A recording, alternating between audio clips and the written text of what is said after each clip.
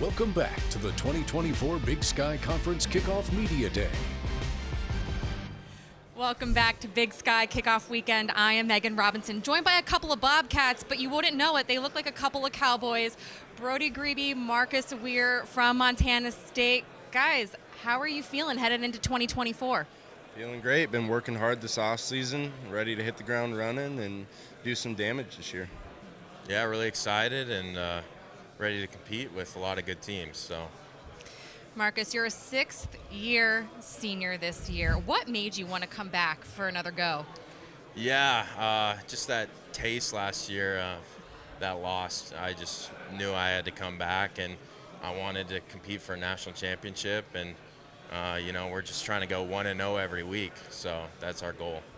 You mentioned that loss, Brody. This year, what's different in the playoffs is the top 16 teams will be seeded, which hopefully changes out who you're playing early. How does that help the Big Sky Conference and the Bobcats come playoff season? Well, this conference is super deep. That's why it's such a great conference. And having those seeds, where the Big Sky Conference is going to be in the top, I'm sure. And having that home field advantage is super important for us. Being able to play in Bobcat Stadium and let our fans be a 12th man for us, that's super important.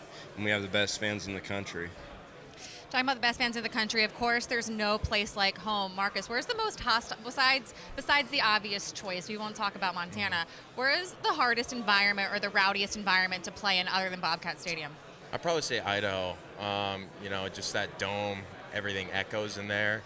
And it kind of gets hot and muggy in there. No fresh air, which isn't my favorite. But, it's definitely a rowdy environment. So, what's your take? I'd probably agree with Marcus.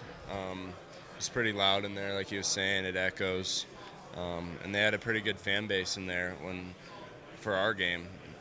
Some of the other games we were watching on film didn't have as many, but for our game, they showed out and they did a good job. Brody, back in April, Coach Vegan announced at practice that you would be wearing number 41 this season. What is the significance of wearing that number for Montana State? It's a huge honor.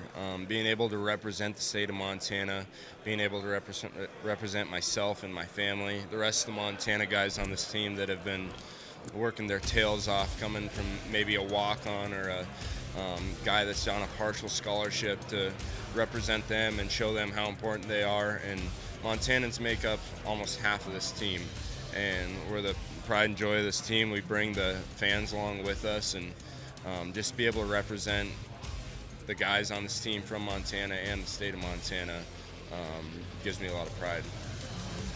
Marcus, your offense ranked third in total offense in 2023. You're on that O-line, have 3 All-American honors on that O-line. What can we expect from you guys this season? Yeah, I think just, doing what we do best is running the ball. And, that's the plan this year, and get more efficient at passing the ball. But we're gonna do everything we can to help this team, and our school runs through the offense and defensive line, and those have been kind of the staples of our team the past couple of years. So yeah.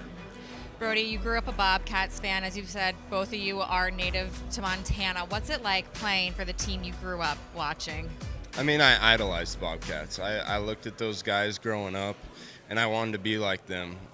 They have so much respect in our state, and being able to go and play in front of 25,000 fans every single week it's a dream come true, and I wouldn't give anything in the world to change that.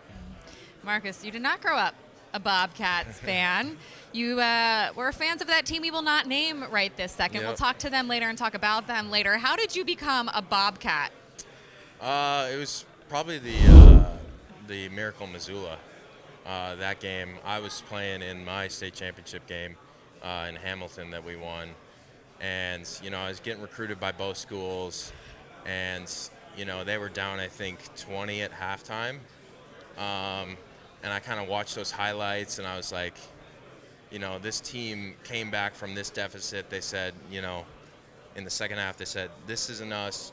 We're going to put an end to this. And, just that resiliency kind of led me to go to Montana State. So, and that's what I wanted to be part of, a culture, blue collar, put your head down and work, no matter what's happening.